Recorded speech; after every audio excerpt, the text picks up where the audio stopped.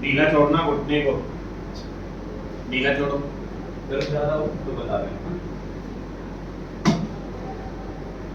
मोड़ो, ढीला छोड़ो, बिल्कुल ढीला।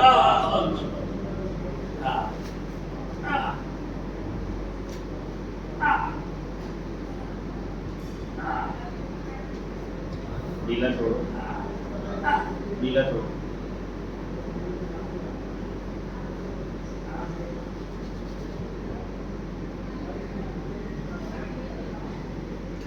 पैर मोड़ो, ढीला।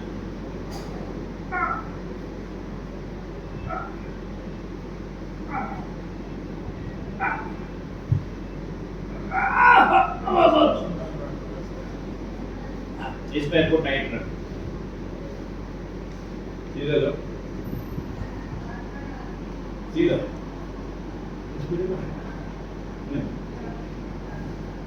साइड लेके खड़े हो जाओ।